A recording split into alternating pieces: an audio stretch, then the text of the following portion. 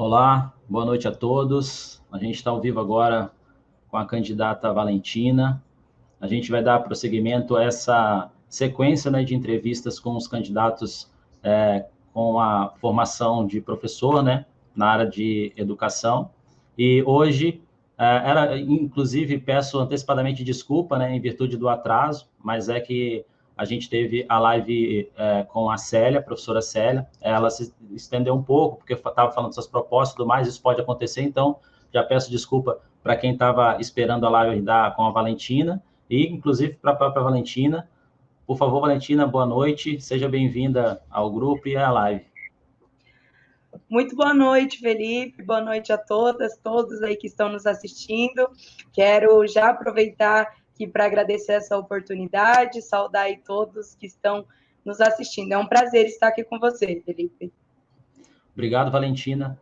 A gente vai dar sequência, então, nessa várias lives que a gente está tendo com os professores. Então, peço que todo mundo que está acompanhando, que vai acompanhar depois, que curta, deixa os comentários, se quiserem fazer alguma pergunta para a candidata ao final, se estiver dentro do tema ali, estiver respeitando as colocações e dentro da pauta ali que a gente está abordando, a gente vai apresentar as perguntas, e que curtam, compartilhem para que o máximo de pessoas tenham acesso e ajude, assim, a candidata a chegar a mais pessoas, certo? Dando início, então, agradeço primeiramente a presença de todos. Gostaria, Valentina, que você falasse um pouco sobre você, se apresentasse para aquelas pessoas, os professores e as outras pessoas que estão assistindo, possam te conhecer e conhecer um pouco melhor da candidata Valentina. Por gentileza, a palavra é sua. Muito bom, vamos lá. Eu me chamo Valentina Rocha Virgínio, tenho 23 anos, sou professora da Rede Municipal de Ensino desde o ano de 2016, logo que fiz 18 anos, aí prestei o concurso público, passei, e tive a oportunidade de trabalhar numa escola que fica bem pertinho aqui da minha casa, o Carlos Gomes, foi onde eu conheci a professora Leila, uma das idealizadoras aqui desse projeto. Conheci essa mulher de garra, que me ensinou muito sobre a busca de direitos, me ensinou muito sobre ser uma mulher de fibra, quando o papo é buscar mesmo enfrentar para que as coisas sejam justas. Eu sou aluna, fui aluna, me formei no Colégio Estadual Barão do Rio Branco como professora, né? E aquele lugar foi uma escola para mim. Foi lá onde eu conheci o Henrique, também idealizador desse projeto, né? Já quero aproveitar aqui para agradecer muito aos dois pela oportunidade, pela ideia. Debates como esse crescem muito, elevam muito o debate sobre educação, sobre políticas públicas, sobre ocupar a política enquanto educador, e eu fico muito feliz de estar entre um deles, fico muito feliz de ser professora hoje e de estar aqui fazendo esse debate. O Colégio Estadual Barão do Rio Branco, para mim, foi uma escola não só de me formar em professora, enquanto teoria e prática, foi uma escola que me ensinou muito sobre a luta da educação. Isso me traz aqui hoje também, eu não poderia deixar de falar. No Colégio Estadual Barão do Rio Branco, eu fui durante 3 anos líder do movimento estudantil, fui 3 vezes presidenta do Grêmio Estudantil da escola, né, a representatividade máxima dos estudantes. Lá eu aprendi que a educação, né, aprendi que a luta pela educação se faz nas ruas, se faz através de greve, se faz também através de greve, se faz também através de atos, porque a gente vive num país onde educação não é prioridade, onde existe um plano para a educação não funcionar. E fui lá que me tornei professora. Tive a oportunidade de trabalhar no Carlos Gomes, como já falei, hoje sou filha, né? Sou professora lá da escola Cora Coralina, que também me serviu de casa. Sou muito feliz de fazer parte daquela equipe. Eu digo que a gente, né, que tem pouca idade, que a gente está entrando neste mundo da educação, a gente aprende muito, né, nesse processo, e realmente todas as escolas que eu já passei, todos os alunos que eu já tive foram oportunidades para eu crescer enquanto cidadã, né, foi oportunidade aí para eu ser uma pessoa melhor, ser uma professora melhor. Então eu agradeço toda a minha equipe, né, agradeço mulheres igual a Leila, que quando eu cheguei já era professora, agradeço aí todas as equipes que nos formam enquanto professores, que estamos chegando agora devagarzinho, com pouca idade, né, e com muita vontade. Eu, Felipe, sou filha de artistas, sou filha da Mirá e do Beto, que também já são conhecidos aí dentro dos ambientes das escolas. Os meus pais são atores e eles, durante muito tempo aqui na cidade, fizeram espetáculos de teatro nas escolas. E foi lá onde começou meu primeiro contato com as escolas municipais, né, com as antigas creches, hoje CMEs.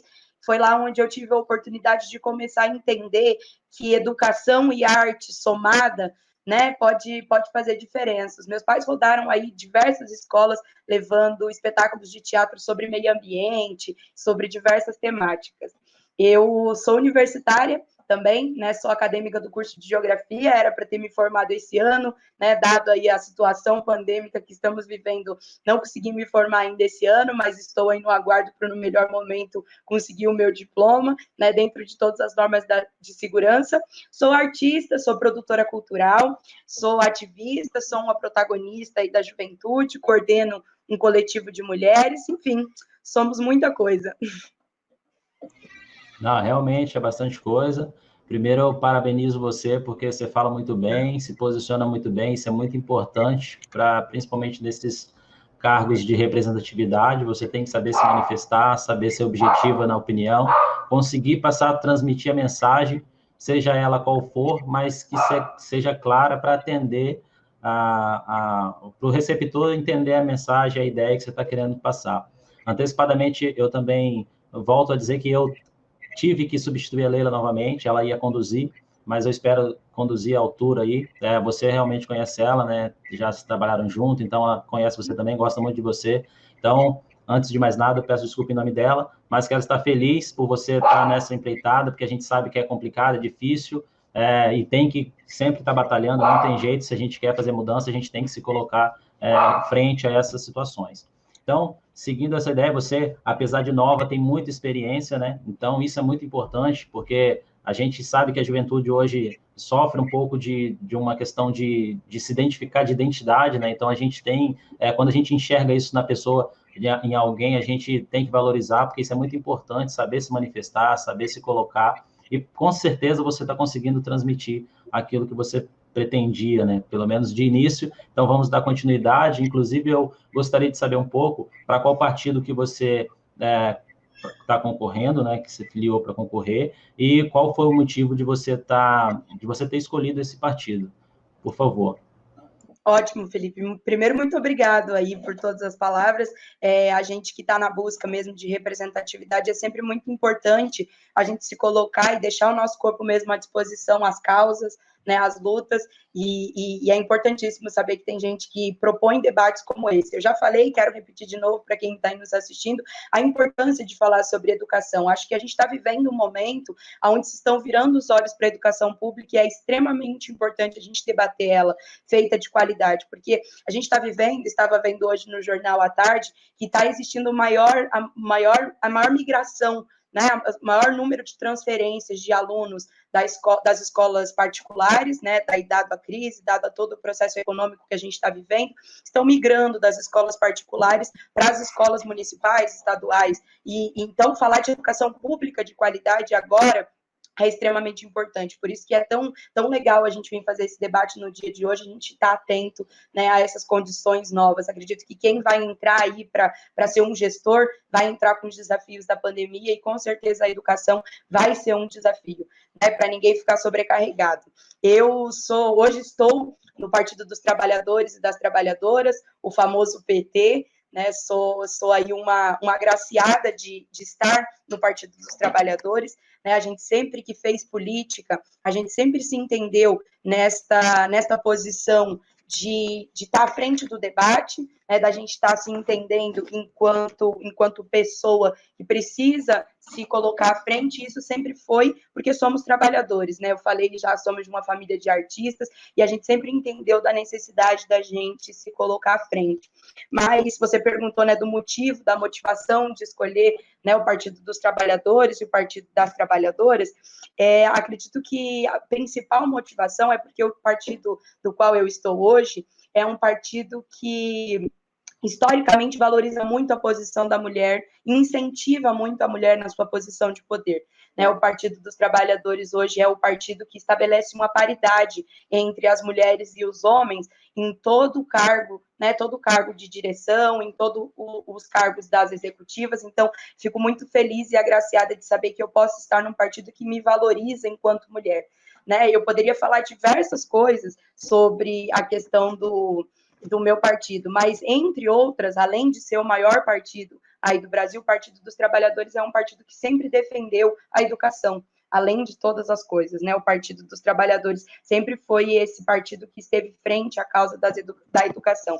Se a gente fosse falar aqui localmente, o Partido dos Trabalhadores já trouxe diversas melhorias aqui para a nossa cidade, né? Poderia dizer aí dos CMEs, das mais diversas realizações, dos mais de 10 CMEs que existem aqui na cidade, feitos durante o projeto, né, de política do Partido dos Trabalhadores. O Partido dos Trabalhadores também é responsável por colocar, né, a nossa universidade pública e federal aqui dentro, o Instituto Federal do Paraná, que também está aqui, também política pública da época do PT. E quando a gente fala dos trabalhadores, de direito dos trabalhadores, é super importante a gente falar aí da implementação do piso salarial dos professores, também feito aí dentro da política do Partido dos Trabalhadores. Então, a gente sabe que, historicamente, é um partido que se preocupa muito com a educação. Eu, quando me descobri professora, eu entendia que eu precisava estar aliada, né, eu precisava estar junto de um partido que também estivesse ao lado dos trabalhadores e que valorizasse a educação. Né? Então, eu acho que diversos demonstrativos do Partido dos Trabalhadores me levam a pensar que esse é o melhor lugar para eu estar hoje. Não, perfeito. Ficou bem explicado os motivos, entendível, e considerando a sua história, faz todo sentido, né, para essa batalha, para essa luta constante pela educação, por representatividade, eu comentei na live com a vereadora Luciana Moreira, justamente isso, essa falta de representatividade, principalmente para a classe, né, que a gente sempre briga, batalha, quer muitas coisas, deseja muitas coisas, mas acaba esbarrando na falta de representatividade, né? E, querendo ou não, se você não tem um poder, alguma coisa, você não tem muito o que fazer, né? Porque as pessoas entram naquela história, a educação é precária ainda, a gente sabe que avançou muito, mas Sim. ainda é precária justamente por falta de representatividade para olhar para a educação com mais carinho e com o carinho que ela precisa que a gente olhe, né? Nessa perspectiva que você já apresentou, eu gostaria que você falasse um pouco, e eu até consigo fazer a relação o que levou e o motivo que você busca e enxerga para você concorrer a vereadora, já pelo que você já abordou, eu consigo fazer essa maneira, mas eu gostaria que você falasse um pouquinho, deixasse mais claro para as pessoas qual foi sua motivação e por que você se colocou à disposição para concorrer ao cargo de vereadora. Por gentileza, Valentina. São muitas motivações, né? Acho que você tocou num ponto super importante e talvez uma das maiores motivações, que é essa questão da representatividade.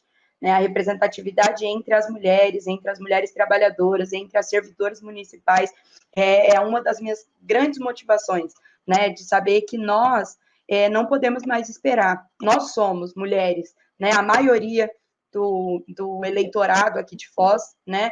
E por isso, e por diversas outras questões, nós precisamos dar um basta, né? E precisamos sim ocupar esse lugar. A gente precisa começar a pensar que esse espaço é um espaço nosso. Quando a gente pensa em política pública, somos nós, as mulheres, que mais sofremos com a falta de política pública, né? Então, se nós sentimos na pele a forma com que a política tem sido falha, né, no Brasil, no Estado, em Foz do Iguaçu, a gente precisa ocupar esse espaço, a gente precisa firmar, né, essa nossa palavra, firmar essa nossa voz e realmente eleger mulheres. Né? Então, a questão da representatividade é extremamente importante. Daí, quando eu falo de representatividade, eu não falo só na questão das mulheres, mas falo também enquanto jovem. Né? Foz do Iguaçu, Felipe, já esteve nos índices de uma das piores cidades para o jovem viver. Né, uma cidade que não oferecia perspectiva, seja aí pelos índices de violência ligados ao tráfico de drogas, por essa região de fronteira. Foz do Iguaçu já foi conhecida por ser uma cidade muito violenta para os seus jovens. Então, a falta de representatividade também dentro da juventude é uma das motivações. Eu sou uma artista, né, milito aí dentro da arte, a gente produz muitos eventos na cidade, a gente sente a dificuldade de ter uma política representativa também para os artistas, né? Então, devido a todas essas coisas, a gente entende que é urgente a gente assumir esse lugar, a gente entende que é urgente a gente debater Foz do Iguaçu e políticas públicas que olhem com atenção para essa classe, né, para essas pessoas e para todos, né, na verdade, quando a gente fala de melhoria de políticas para mulheres, a gente fala de melhoria de políticas para todos, né, então são esses, por essas e outras que estamos aqui, que nos motiva. Acredito que a principal motivação é também ter um projeto que muda a forma com que a gente fala de nova política, né, hoje em dia está muito na moda, falar eu sou o novo, eu sou a nova política, mas pensar numa política diferente é mudar a forma com que a política se relaciona. Durante muitos anos, a gente viu a política se distanciando das pessoas, né? E daí com toda razão, né? A gente vê a política se desfacelando em mentira, em corrupção, em problema, em fake news.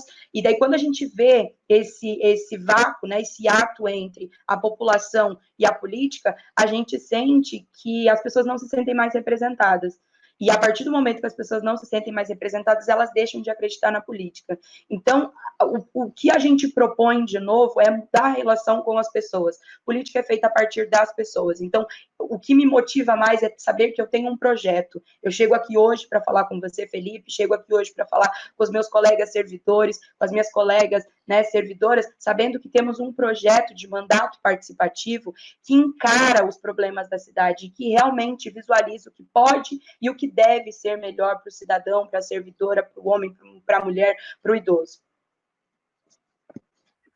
Perfeito, Valentina. A gente, quando eu estava falando em representatividade, obviamente, quando a gente sente falta disso, é porque não tem ninguém na Câmara que nos represente, né? A gente sente essa falta, né? Essa necessidade. E considerando isso e analisando esse cenário que, em muitas situações, a gente realmente não se sente representado, é que eu gostaria que você fizesse uma avaliação em relação à atual atuação, né, dos vereadores que estão ocupando as cadeiras na Câmara. Qual é a sua avaliação em relação ao trabalho deles e a atuação deles perante a sociedade, por favor?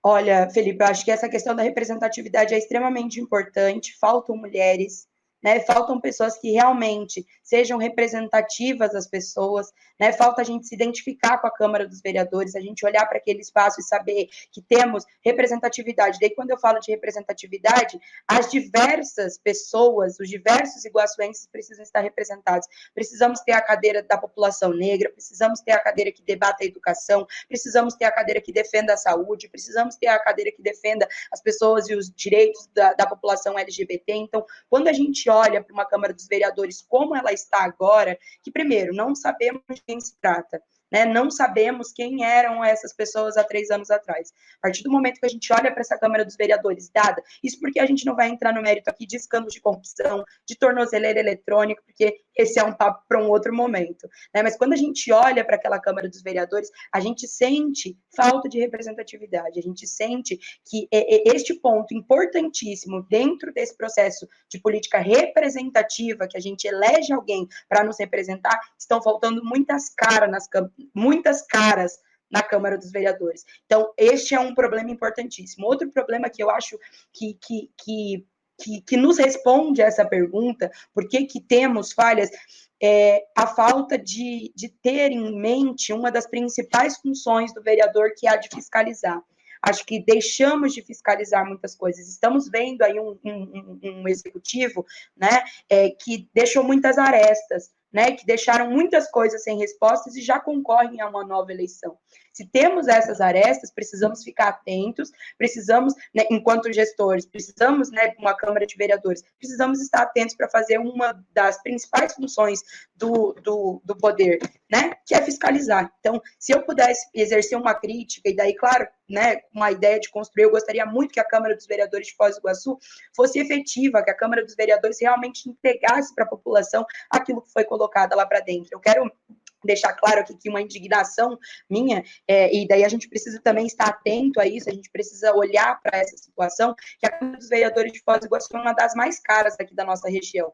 Né? Se a gente for pegar aí os dados, né, a gente vem estudando há muito tempo, né, sobre Câmara dos Vereadores. Se a gente pegar, por exemplo, cidades como Ponta Grossa, Maringá, Londrina, que são cidades em proporção maior do que a nossa cidade, temos a Câmara dos Vereadores aí per capita, né, por mês mais cara.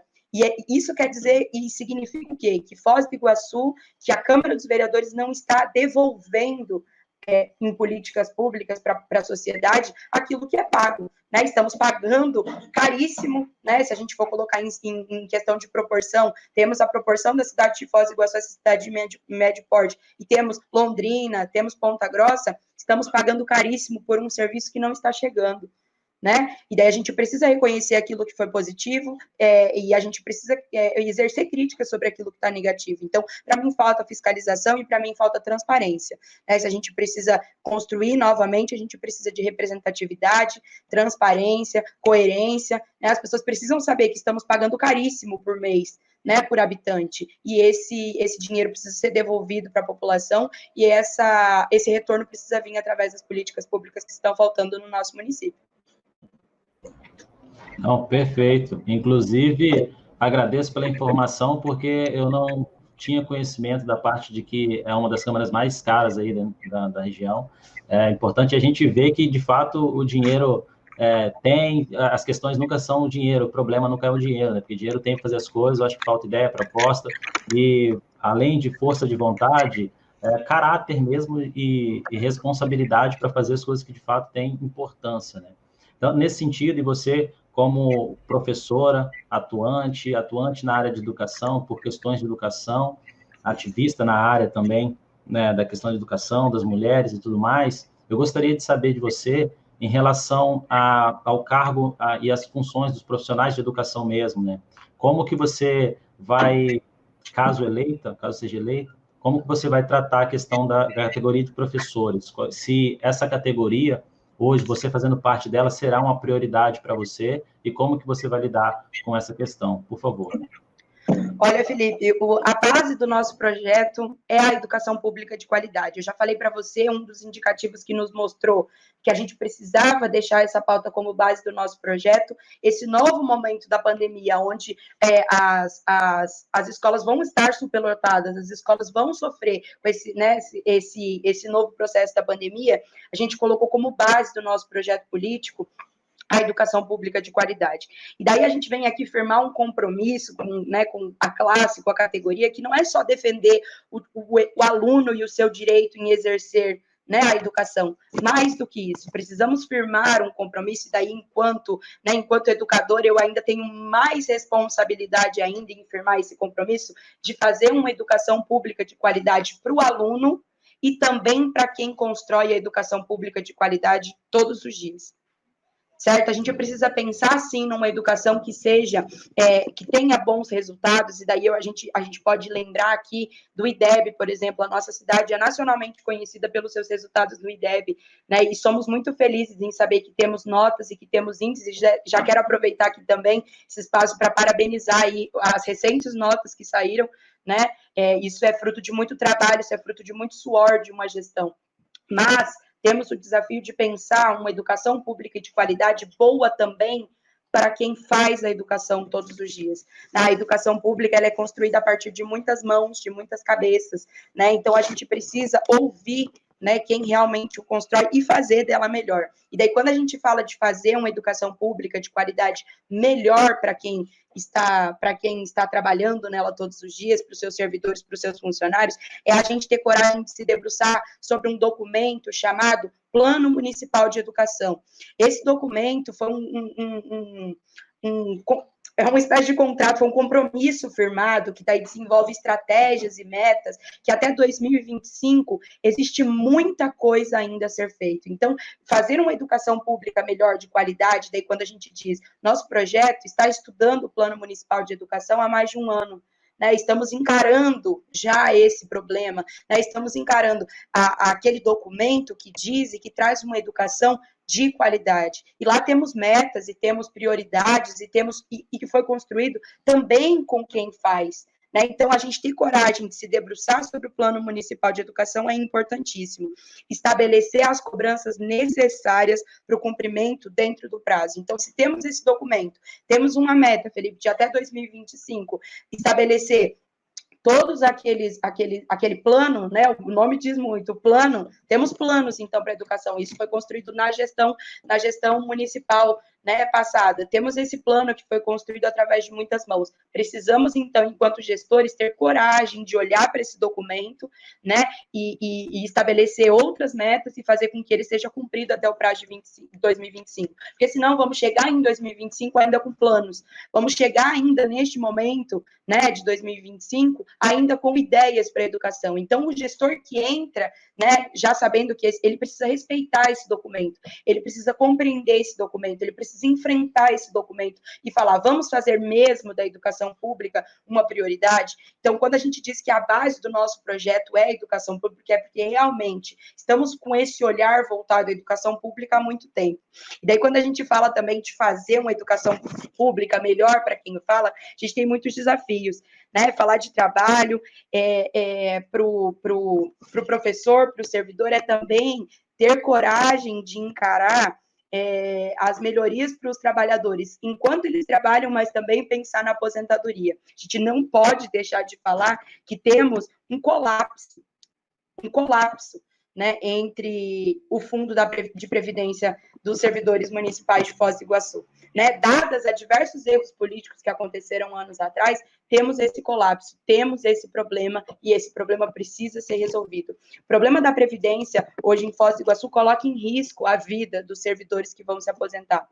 E se a gente pensa numa educação pública melhor para os alunos, a gente precisa também pensar que os servidores que o fazem precisam ter os seus direitos garantidos enquanto trabalham e depois que se aposentam também. Esse regime está num rombo, Felipe, e a gente precisa olhar para ele com atenção. Então, o gestor que entra, ele também entra com essa responsabilidade de encarar e daí debater. O que a gente tem trazido enquanto proposta é que a gente consiga aí formar uma comissão, e daí a gente consiga sentar junto com os sindicatos e que a gente consiga acompanhar e debater esse problema. Né? Não vai ser um problema resolvido por um vereador, não vai ser um problema resolvido por uma Secretaria Municipal de Educação, vai ser um problema resolvido, né, e precisa urgentemente ser resolvido, porque daqui um pouco já não temos mais, né, prazo para resolver, precisa ser debatido junto, em conjunto, precisa ouvir sindicato, precisa ouvir servidor, porque uma das demandas que eu sempre ouço das minhas colegas é como vão ficar as aposentadorias. Eu que entrei, né, recentemente, entrei em 2016, talvez nem tenha o privilégio de me aposentar, né? Do jeito que as coisas estão indo, talvez eu não possa, né, ter aí a possibilidade de me aposentar. Mas temos que pensar nessa aposentadoria para essas pessoas. Então, estamos estudando, né, aí, dada esse problema do pós-prévio, estamos estudando para que a gente consiga entender o tamanho deste rombo, e eu acho que essa comissão, ela resolveria muito. Então, esse compromisso de fazer a educação melhor para quem faz dela, é também pensar nos nossos aposentados, que daqui a um tempo vão estar aí. Pessoas que nos ensinaram muito, né? Ensinaram nossos filhos, ensinaram os nossos irmãos, nos ensinaram enquanto servidores que estamos entrando agora, e daí quando a gente fala, né, de pós-prévia, a gente fala de toda a classe de servidor, né? Não só os professores. E são muitas coisas, Felipe, eu já estou começando a falar de proposta aqui.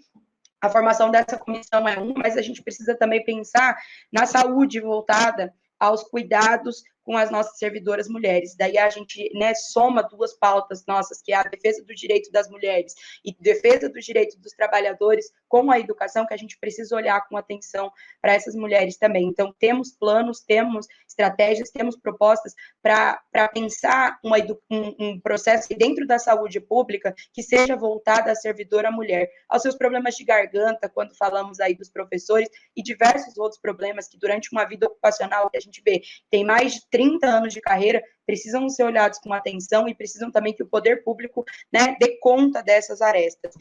Então, é isso, assim, se eu posso dizer para você que temos um compromisso firmado, temos um compromisso firmado com o pai que está esperando, um pai e a mãe que está esperando vaga para o filho nas creches, temos um compromisso firmado com o servidor que está todo dia encarando e fazendo a educação municipal ter os seus bons resultados. Para além do IDEB, a gente precisa pensar também numa educação pública de qualidade para todos os envolvidos. Não, perfeito. Sua fala muito consciente, clara, objetiva. Eu acho que é muito fácil entender o que você está falando, justamente pela segurança que você fala e, com certeza, pelo conhecimento que você tem e que já está definida, né? Quando você tem uma ideia que já está definida e que você está bem conceituado, bem trabalhado, o projeto na cabeça, você fala com mais naturalidade, fica mais. Então, eu te parabenizo pela consciência que você fala, porque a gente precisa de gente consciente, né? Não tem como, infelizmente, não tem, por mais que as pessoas muitas vezes tenham muita ideia, muita coisa, mas você tem que ter uma pessoa, primeiro de tudo, pé no chão, para saber as coisas que são e não são possíveis fazer, porque a gente, muitas vezes, as coisas não acontecem porque a gente acaba brigando por coisas que não tem como acontecer, né? É perder tempo, e a gente acaba fazendo isso. Então, quando a gente vê alguém que é pé no chão, que está brigando por coisas que é palpáveis, que a gente pode alcançar, isso é importante, a gente consegue enxergar um cenário mais agregador e positivo. Então, eu te parabenizo por isso. E quando você estava falando da questão do rombo também, a gente fez uma live com o Aldemir, que é do sindicato, presidente do sindicato. Infelizmente, para você ter noção, eu acabo administrando o grupo e eu vejo a interação e o número de visualizações. É uma das lives, por exemplo, no grupo de professores que está falando de um tema talvez o mais importante que a gente já abordou, com menos visualizações. Então, assim, às vezes a gente também coloca uma situação de que é muito preocupante para a gente, só que as pessoas também não parece que estão tão preocupadas assim, né? Então, assim, eu valorizo, então, sua preocupação, a de outros candidatos que também abordaram esse tema, porque não tem como fugir, né? Isso aí é uma coisa que vai ter que encarar, não tem jeito, seja A ou B, independente de questão ideológica ou qualquer coisa, é uma coisa que tem que colocar todo mundo, se unir para tentar resolver essa situação, né? Então, voltando aqui para o nosso tempo, para a gente não fugir tanto também, a gente, quando fala, fala muito em educação, educação, educação, e relaciona a educação também só com o aluno, né? A gente esquece que existe um professor, tem que existir uma estrutura para que esse professor tenha o amparo, tenha os aparatos para desempenhar uma boa função, para aí sim refletir no aluno. Então, talvez esse processo que é pulado, que parece que o professor é esquecido, né?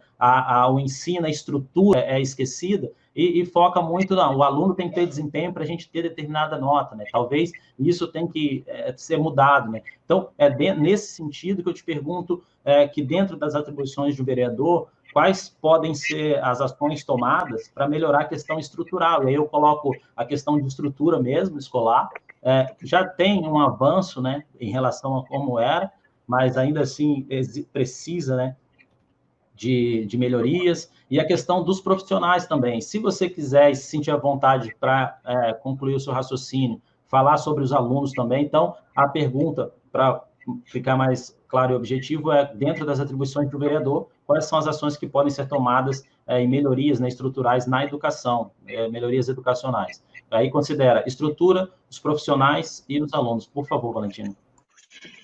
Felipe, essa é uma pergunta muito boa, né? A gente já deixou claro aqui o nosso compromisso em cuidar do aluno, desse direito básico à educação, né? E também já deixamos claro o nosso compromisso aqui com a educação, que é aqueles que o fazem, né? Com aquelas pessoas que constroem educação todos os dias. E pensando nisso, nessa questão estrutural que você falou, acho que uma das nossas principais propostas que encabeçam aí, um dos eixos que a gente trabalha, que é esse eixo da educação, a gente, e também está constando lá no Plano Municipal de Educação, a gente fez todas as nossas propostas muito baseadas naquilo, porque aquele documento, ele respeita muito aquilo que já foi debatido.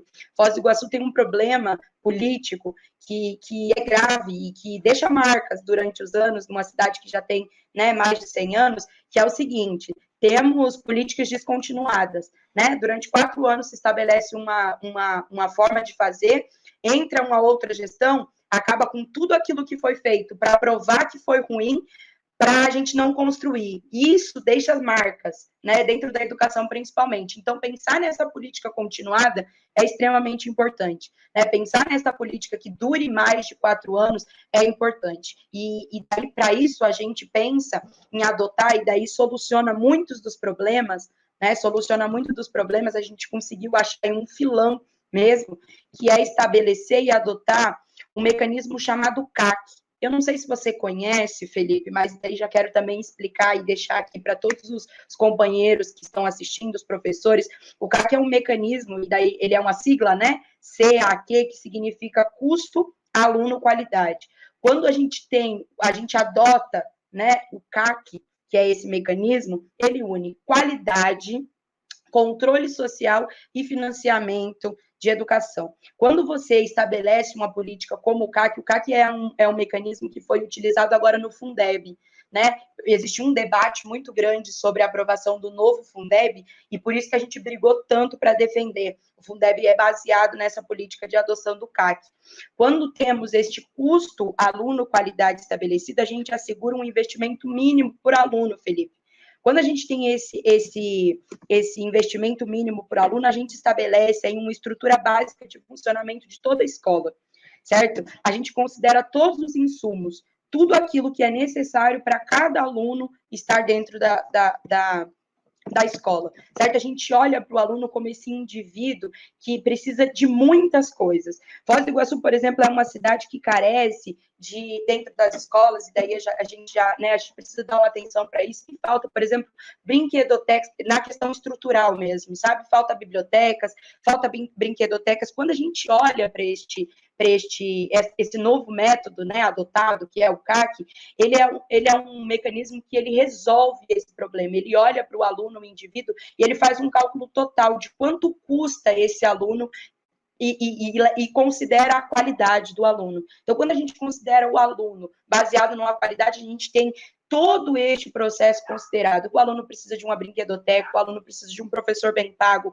o aluno precisa de uma estrutura física bem estruturada para que ele consiga estudar, o professor precisa de bons, né, de boas coisas, precisa de uma boa estrutura para conseguir trabalhar da melhor forma. Então, quando a gente estabelece uma política como o CAC, daí a gente está trazendo isso muito para o nosso plano de ideias, para as nossas propostas. Quando a gente adota o CAC, a gente garante um valor mínimo para cada aluno, que propõe avanços iguais para todos, independente da região.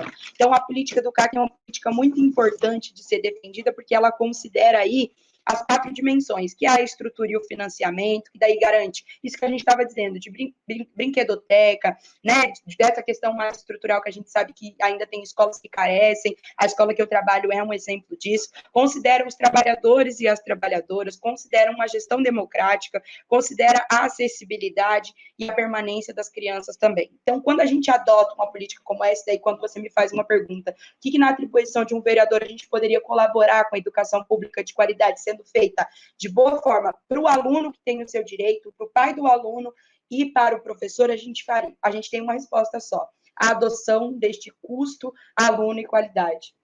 Quando a gente adota o custo aluno-qualidade, a gente consegue dar conta de muitas arestas, a gente consegue dar conta de muitas políticas que a gente deu uma olhada ali no Plano Municipal de Ensino, a gente consegue ir riscando, né, como estratégias, quando a gente adota esse tipo de financiamento. Então, a proposta que a gente traz, a adoção do aluno qualidade. Quando a gente tem essa política de financiamento, a gente tem uma resposta para o pai do aluno, para o professor, de que cada aluno tem um custo, sim, dentro da escola, e que esse custo ele precisa ser olhado para além da possibilidade de só chegar o professor lá e dar aula. O professor precisa estar bem remunerado, o professor precisa ter saúde para fazer isso, e a estrutura física também é muito importante nesse ponto.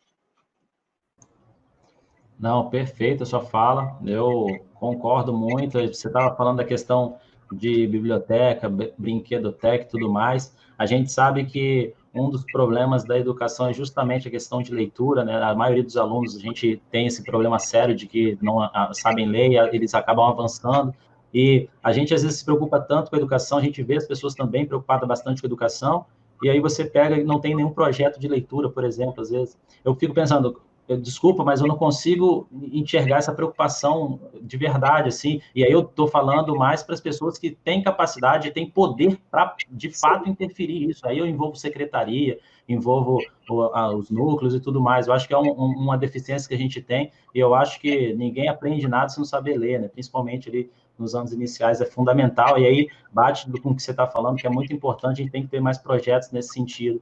Você falou um pouco, antecipou meio que resumida a questão em relação às suas propostas, né? Anteriormente, você já meio que falou um pouco por cima, assim, mas eu vou abrir o espaço para você reforçar e falar um pouco mais sobre suas propostas, aí na área de educação, mas se você quiser estender para as outras áreas, você fica à vontade para consolidar mesmo suas propostas e que as pessoas que estão assistindo possam avaliar melhor a sua candidatura, tá ok? Então, por gentileza, a palavra é sua e fica à vontade para falar sobre suas propostas. Olha, Felipe, primeiro eu quero fazer um comentário sobre o que você falou. Por alguns anos aqui na cidade, eu seguia a vocação dos meus pais, né, para estar dentro das escolas e fazendo teatro. A gente desenvolveu um projeto em parceria com a Fundação Cultural, através de um edital público chamado Ciranda da Leitura. A gente levava para dentro da escola oficinas de leitura, e foi o meu primeiro contato que eu tive aí dentro das escolas municipais, enquanto professora, né, enquanto essa pessoa que levava essa oportunidade das crianças terem oficinas de leitura. E era um projeto muito legal, e daí a gente precisa pensar numa educação como uma coisa ampla, né? A gente erroneamente, em algum momento, começou a considerar a educação como ciência, português, matemática, história, geografia, que são extremamente importantes e fundamentais para a formação do indivíduo. Mas a gente precisa pensar numa educação ampla, né? Quando a gente liga arte e educação, quando a gente liga esporte e educação, a gente tira, né, este muro que existe entre a educação e as outras áreas.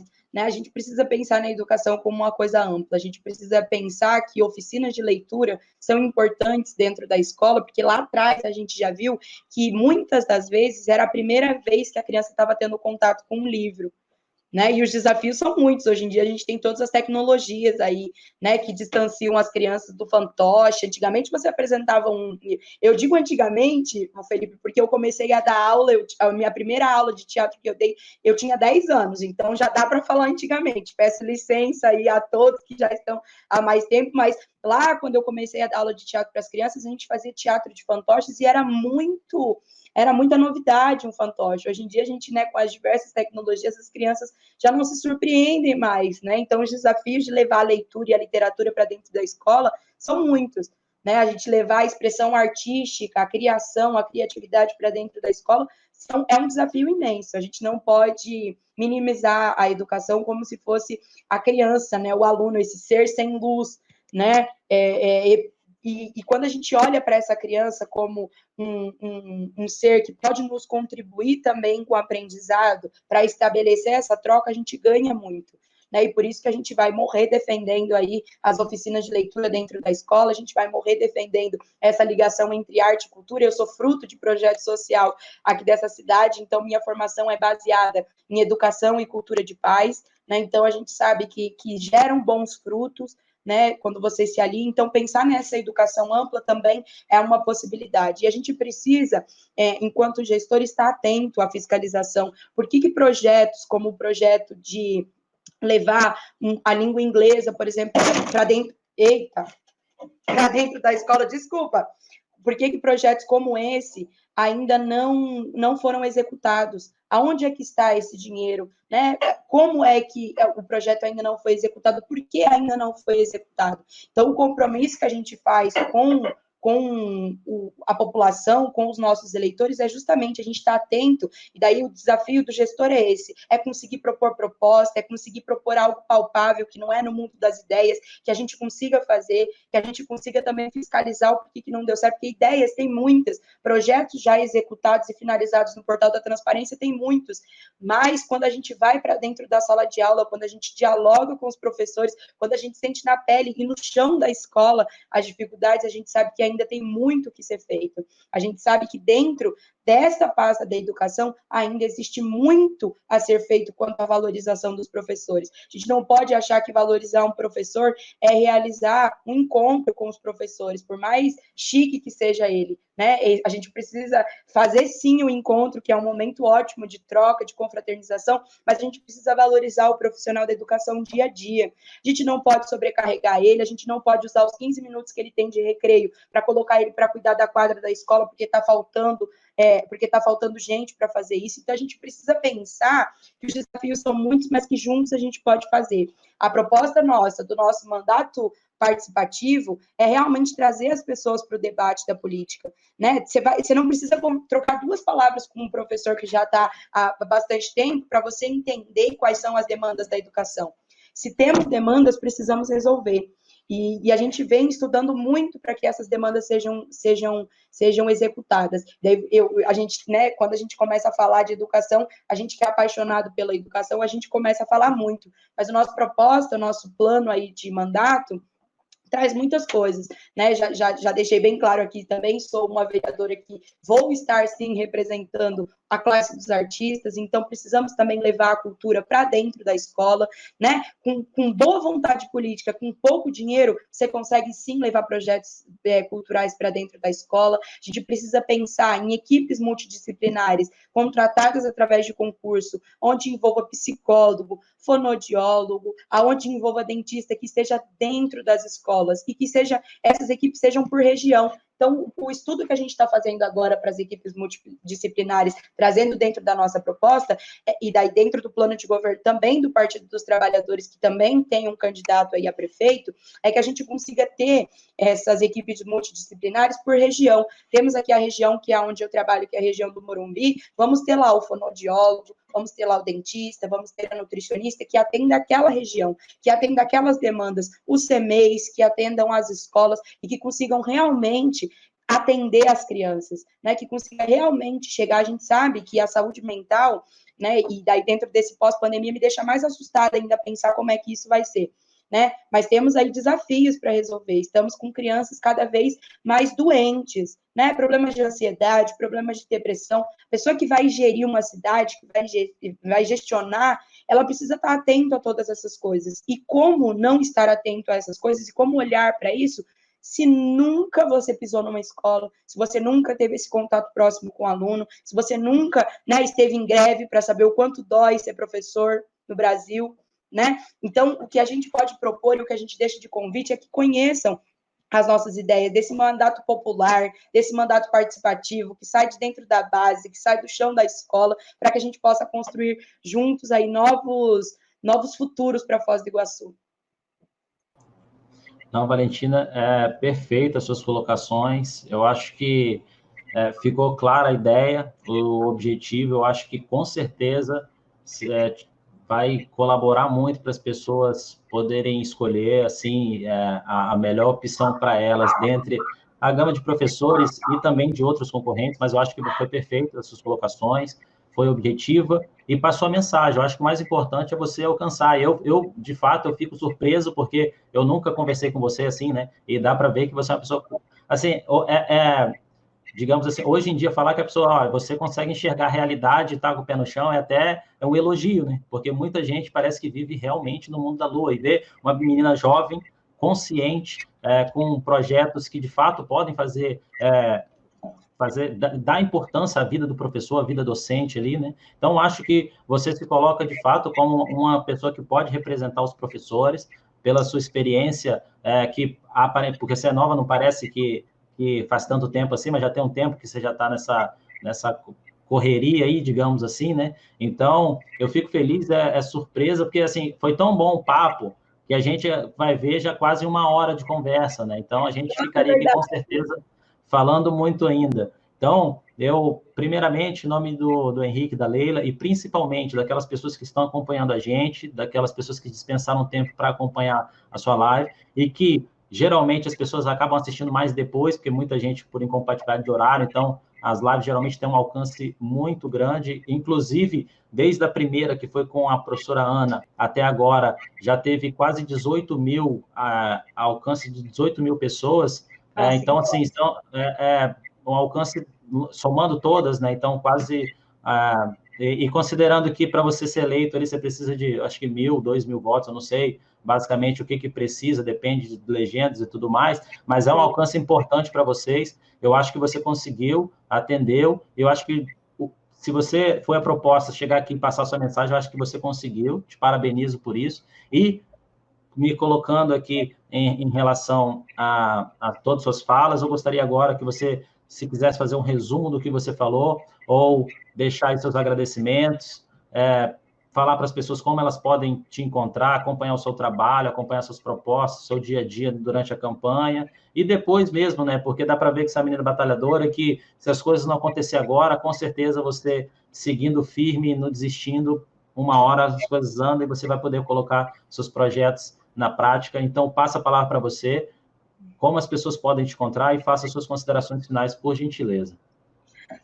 Felipe, eu quero agradecer muito a oportunidade, como você disse mesmo, o papo foi muito bom, eu não tinha me atentado ainda no relógio, realmente já estamos aqui há 50 e poucos minutos que estamos conversando, e eu fico muito feliz e agraciada de saber que mesmo jovem, né, eu posso fazer parte dessa rede, eu posso fazer parte desse quadro, eu posso estar aqui, né, trocando ideia com você e debatendo algo que nesse tempo que eu estou na educação, vendo os meus pais batalhando, né, vendo aí a minha família fazendo arte e educação aqui na cidade, eu faço parte de uma família de servidores públicos, né, então, eu vendo durante todo esse tempo quais são as demandas, a gente vai entendendo que a gente tem missões, né, a gente tem missões em representar.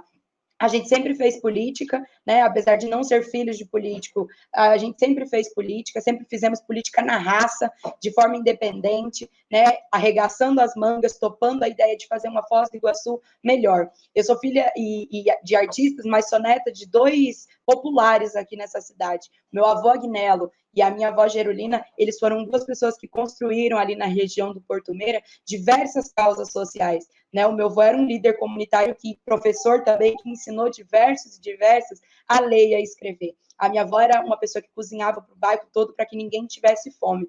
Então, a gente vem e traz esta garra de gente que não começou hoje. Na história da minha família, eu digo que a nossa declaração de amor por Foz do Iguaçu começa há mais ou menos 40 anos. Então, a minha candidatura vem muito nessa pegada, né? Vem muito nessa ideia de esperançar, né, de esperançar, de trazer essa nova cara da política e de surpreender mesmo, saber que temos projetos, que temos propostas, que estamos estudando acima de tudo, que sabemos reconhecer quem veio antes, que sabemos valorizar aqueles que vão vir depois, sabemos deixar de lado todos os problemas políticos, seja de sigla, precisamos pensar no povo, precisamos pensar nos professores, precisamos pensar nos servidores, precisamos pensar agora, não em outro momento. Estou vendo aqui um comentário.